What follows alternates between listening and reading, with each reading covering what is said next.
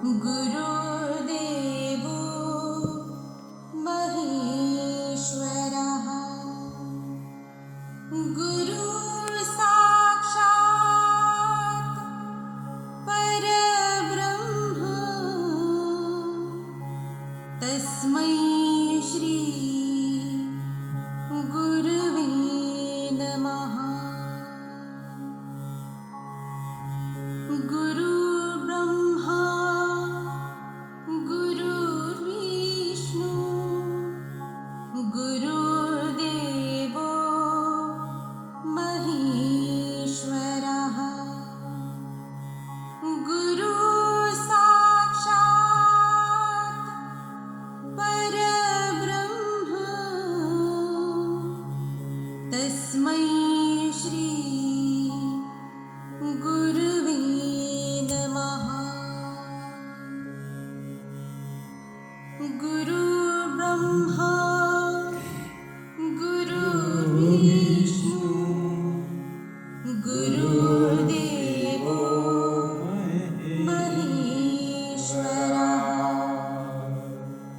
गुरु सर्वांना गुरुपौर्णिमेच्या हार्दिक सर्वांना मातीच्या गोळ्याला आकार देत होते तीच भूमिका शिक्षकही पार पाडतात जीवावा किती जरी दुनियामध्ये झाली तुझी वावा शेवटला करावा लागतो गुरुचाच दावा कैकानी गुरुसेवेत देह घोटला मरून पुन्हा जन्म घ्यावा गुरुच्या पोटाला होणार नाही तू केलेल्याच पुण्य तुझं शून्य नाही रे किंमत तुझ्या थाटामाटाला मरून पुन्हा जन्म घ्यावा गुरुच्या पोटाला धन्यवाद। गुरुजन वर्ग तसे तिथे उपस्थित माझ्या प्रिय मित्रमैत्रिणींनो, सर्वांना प्रयत्न लागतात. त्या प्रयत्नांना बळ येण्यासाठी गुरूंचे आशीर्वाद लागतात. भारतीय संस्कृतीत गुरुचे स्थान आणि आई वडिलांनंतर सर्वश्रेष्ठ मानले गेले आहे. गुरु केवळ शिक्षण देत नाहीत तर आपल्या जीवनाला योग्य दिशा देतात, संस्कार घडवतात आणि अज्ञानाचा अंधार दूर करून ज्ञानाचा प्रकाश दाखवतात. आपल्या संस्कृतीत असे म्हटले आहे, गुरुर्ब्रह्मा गुरुर्विष्णू गुरुर्देव महेश्वर गुरुर साक्षात परब्रह्म तस्मै श्री गुरुवे नमः. या श्लोकाचा अर्थ असा की गुरु हे ब्रह्म विष्णू आणि महेश यांच्याप्रमाणे पूजनीय आहेत. तेच आपल्या जीवनाचे मार्गदर्शक असतात. गुरुपौर्णिमा हा दिवस महान ऋषी महर्षी वेदव्यास यांच्या जयंतीनिमित्त साजरा केला जातो. त्यांनी महाभारत पुराणे आणि वेदांचे विभाजन करून भारतीय ज्ञान परंपरेला अमूल्य योगदान दिले, म्हणून त्यांना आदिगुरु मानले जाते. मित्रांनो, शिक्षण आपल्याला केवळ पुस्तकी ज्ञान देत नाहीत तर प्रामाणिकपणा, शिस्त, मेहनत, वेळेचे महत्त्व आणि चांगले नागरिक बनण्याचे धडेही देतात. त्यामुळे त्यांच्या ऋणातून आपण कधीच मुक्त होऊ शकत नाहीत. गुरूंच्या शब्दात असते शक्ती, गुरूंच्या कृपेत असते भक्ती. गुरूंच्या शब्दात असते शक्ती, गुरूंच्या कृपेत असते भक्ती. गुरूंच्या आशीर्वादानेच घडते विद्यार्थ्यांच्या जीवनाची प्रगती. गुरूंच्या आशीर्वादानेच घडते विद्यार्थ्यांच्या जीवनाची प्रगती. एवढे बोलून मी माझे 2 शब्द संपवतो. हॅलो.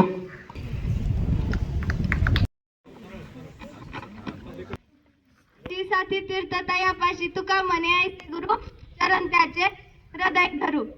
आज तुम्हाला सर्वप्रथम गुरुपौर्णिमेच्या हार्दिक शुभेच्छा. गुरुपौर्णिमेनिमित्त तुम्हाला मी एक कथा सांगणार आहे. छत्रपती शिवाजी महाराजांनी आणले वाघिणीचे दूध. छत्रपती शिवाजी महाराज हे रामदासांचे एकनिष्ठ भक्त होते. शिवरायांची भक्ती होतीच अशी की समर्थही त्यांच्यावर अधिक प्रेम करायचे. बाकी शिष्यांना वाटायचे की शिवराय राजा असल्यामुळे समर्थ त्यांच्यावर अधिक प्रेम करताय हे समर्थ रामदास जाणत होते. समर्थ रामदासांनी एक दिवस ठरवले की सर्व शिष्यांचा गैरसमज दूर करायचा. ते एके दिवशी सर्व शिष्याबरोबर वनात गेले. वनात सर्वजण मार्ग चुकले. समर्थांना संधी मिळाली. समर्थ पोटदुखींचं नाटक करत एका गुहेत जाऊन झोपले. त्यांचे शिष्य पाठोपाठ होते. शिष्य एक एक करून आत विचारू लागले, गुरुवर्य, या पोटदुखीचा इलाज काय आहे? इलाज सांगता सर्व शिष्य हैराण झाले.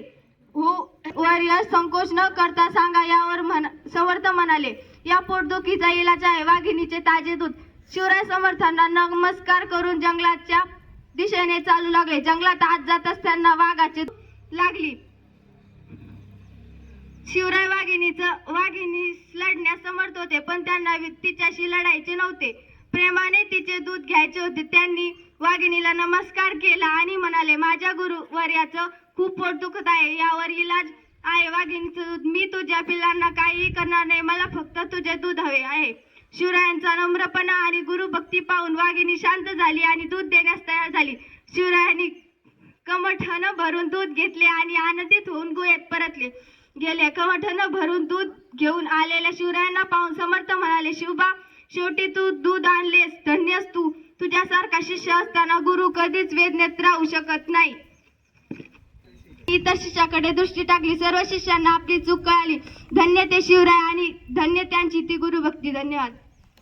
नामदेवराय विद्यार्थी मित्रांनो जरी ज्ञानी होते, विद्वान होते, भगवंताचे महान भक्त होते, तरी गुरुशिवाय त्यांच्या जीवनामध्ये अपूर्णता होती.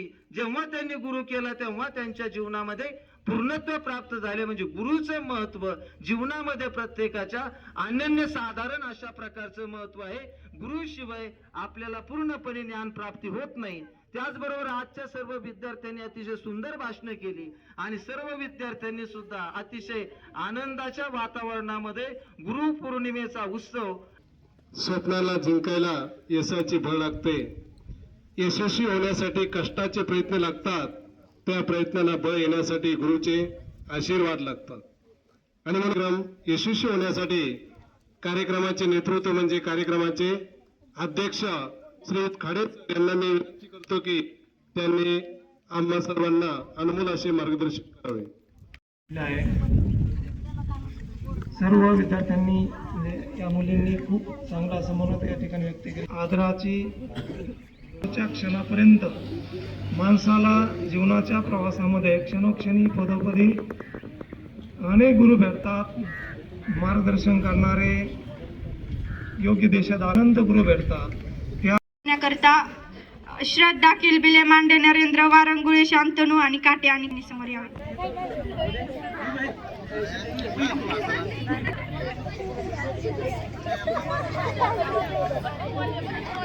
देण्याकरता दिवा अखंड जळतो. जीवनाचा खरा अर्थ शिक्षकांमुळे कळतो असे आमचे आदरणीय शिक्षक श्री ढवळे सर यांचे गुरुपूजन करण्याकरता श्रुती मिसाळ, प्रेरणा गाडे, गलदर आरती आणि लोंढे समाधानी करतील. आज चंद्र पाहण्यासाठी आणि ध्येय गाठण्यासाठी पाहिजे शिक्षकांची साथ. असे आदरणीय श्री थोरात सर यांचा सत्कार कसाळ आदित्य अनिकेत वारंगुळे